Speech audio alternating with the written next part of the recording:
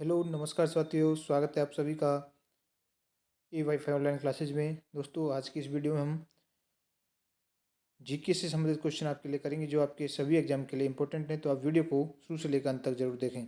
एक एक प्रश्न आपके लिए इंपॉर्टेंट है, सभी प्रश्नों का आप आंसर लगाएं और हमें कमेंट करके बताएं कि आप कितने क्वेश्चन आप सही कर पा रहे हैं। इस वीडियो में हम लगभग 30 क्वेश्चन मैं आपके लिए इसमें कराने वाला हूँ जो आपके प्रत्येक एग्जाम के लिए इंपॉर्टेंट है। चलिए वीडियो को शुरू करते हैं। पहला प्रश्न आपके सामने है, रूसी क्रांति की शुरुआत किस वर्ष हुई थी? आपसे पूछा गया है रूसी क्रांति की शुरुआत किस वर्ष हुई थी। तो रूसी क्रांति की शुरुआत है वह 1917 में ये इसकी शुरुआत हुई थी। तो ऑप्शन नंबर बी है वह आपका इसमें राइट आंसर आपका हो जाएगा। बढ़ते हैं नेक्स्ट क्वेश्चन की ओर। दूसरा प्रश्न है आपका, प्रश्न है union of Soviet socialist Republic कब अस्तित्व में आया? Union of Soviet socialist Republic कब अस्तित्व में आया? तो यह आपका वर्ष 1923 में अस्तित्व में आया था। तो डी ऑप्शन आपका इसमें बिल्कुल करेक्ट आंसर आपका हो जाएगा। डी ऑप्शन को आपको सही करना है। बढ़ते हैं नेक्स्ट क्वेश्चन की ओर। तीसरा प्रश्न आपका, प्रश्न है वैज्ञानिक समाजवाद का सिद्धांत किसने दिया? वैज्ञानिक समाजवाद का सिद्धांत किसने दिया था? तो यह आपका एंगल्स और आपका कार्ल मार्क्स, इन दोनों ने इस सिद्धांत को दिया था। तो ए और बी इनके सी ऑप्शन आपका इसमें करेक्ट आंसर आपका हो जाएगा। नेक्स्ट प्रश्न है आपका, चीनी क्रांति का नायक कौन था? चीनी क्रांति का जो नायक है वह कौन था? तो sun यat सेन हैं जो चीनी क्रांति के नायक थे। बी ऑप्शन आपका इसमें सही आंसर आपका हो जाएगा। नेक्स्ट प्रश्न है आपका, चीन के जनवादी गणराज्य की स्थापना कब हुई? तो चीन के जो जनवादी गणराज्य की स्थापना है वह वर्ष 1949 में इसकी स्थापना हुई थी। तो सी ऑप्शन आपका बिल्कुल सही जवाब आपका हो जाएगा। नेक्स्ट प्रश्न आता है आपका, प्रश्न है यूरोप का मरीज किसे कहा जाता है? यूरोप का मरीज किसे कहा जाता है? तो तुर्की को यूरोप का मरीज कहा जाता है। तो सी ऑप्शन आपका इसमें करेक्ट आंसर आपका हो जाएगा।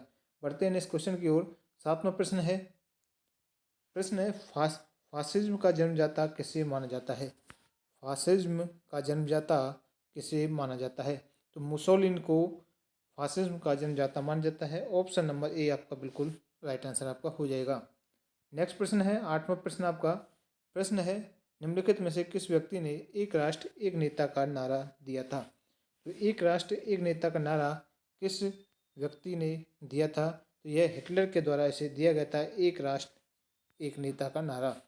नेक्स्ट प्रश्न है त्रिगुट का निर्माण निम्न में से किस देश ने किया था? तो त्रिगुट का निर्माण आपका देखिए, इटली, ऑस्ट्रिया और जर्मनी, इन तीनों ने इसका निर्माण किया था। तो डी ऑप्शन आपका इस प्रश्न का राइट आंसर आपका हो जाएगा। 10वां प्रश्न है, प्रश्न नंबर 10, निम्न में से एक कौन सा देश मित्र राष्ट्रों में शामिल था? मित्र राष्ट्रों में शामिल था। तो देखिए, इंग्लैंड हो गया आपका, जापान हो गया, अमेरिका, ये तीनों मित्र राष्ट्रों में शामिल हैं। तो डी ऑप्शन आपका इस प्रश्न का राइट आंसर आपका हो जाएगा। डी ऑप्शन को सही करना है।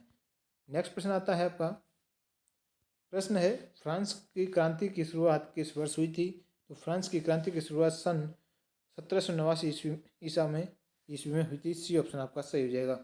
नेक्स्ट प्रश्न है जर्मनी के एकीकरण हेतु बिस्मार्क ने किस नीति का अनुसरण किया? तो इन्होंने लोह एवं रक्त की नीति का अनुसरण किया था जर्मनी के एकीकरण हेतु बिस्मार्क के द्वारा। तो ए ऑप्शन आपका बिल्कुल सही जवाब आपका हो जाएगा। नेक्स्ट प्रश्न है 13वां प्रश्न आपका, प्रश्न नंबर 13 है, किस वेद को भारतीय संगीत का मूल कहा जाता है?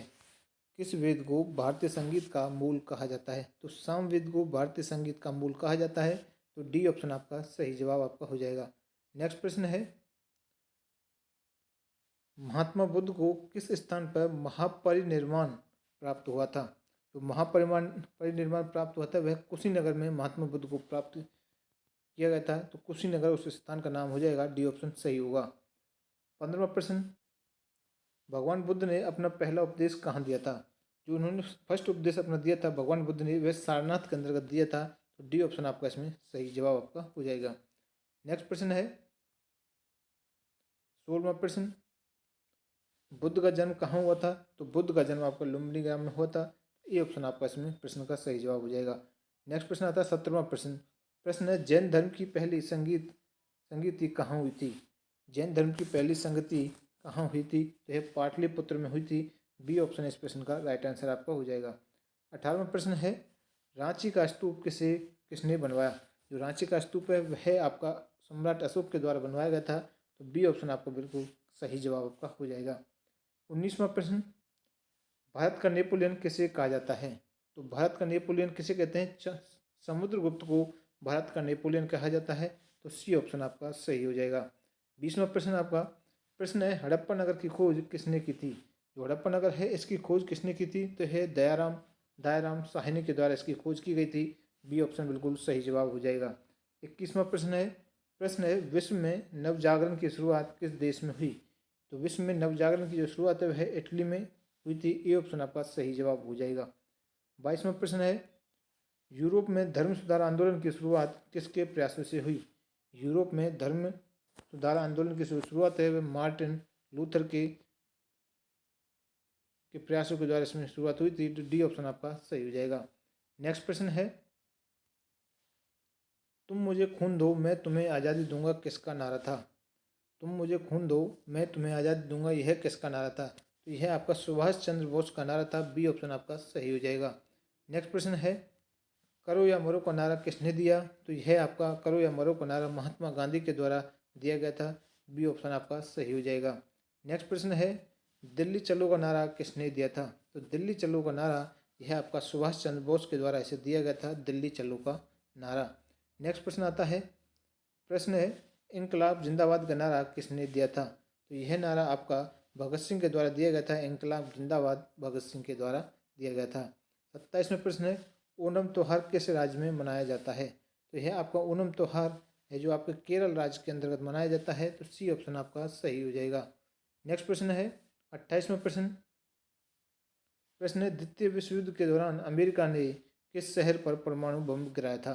तो द्वितीय विश्व युद्ध के दौरान अमेरिका ने वह आपका नागासाकी और हिरोशिमा जो प्रसिद्ध है ये युद्ध, वहाँ पर इन्होंने परमाणु बम गिराए थे। ए और बी आपका इसमें ऑप्शन बिल्कुल करेक्ट आंसर हो जाएगा। सी ऑप्शन आपका सही होगा। नागासाकी और हिरोशिमा पर ये बम गिराए गए थे। 29वां प्रश्न है, प्रथम विश्व युद्ध में अमेरिका किस वर्ष से शामिल हुआ था? प्रथम विश्व युद्ध में जो अमेरिका है वर्ष 1915 में शामिल हुआ था। तो डी ऑप्शन आपका सही हो जाएगा। 30वां प्रश्न और आज का अंतिम प्रश्न है, जर्मनी का एकीकरण किस युद्ध के पश्चात हुआ? तो आपके जर्मनी का जो एकीकरण है वह आपका प्रूसा और फ्रांस का जो युद्ध था उसके पश्चात हुआ था जर्मनी का एकीकरण। बी ऑप्शन आपका इस प्रश्न का राइट आंसर आपका हो जाएगा। तो दोस्तों ये थे आज के आपके जीके के इम्पोर्टेंट क्वेश्चन। तो वीडियो को शेयर करें, वीडियो आपको अच्छा लगा तो वीडियो को लाइक करें। चैनल पे जो पहली बार जुड़े हैं चैनल को सब्सक्राइब करना न भूलें। मिलते हैं नेक्स्ट वीडियो के साथ, तब तक के लिए धन्यवाद।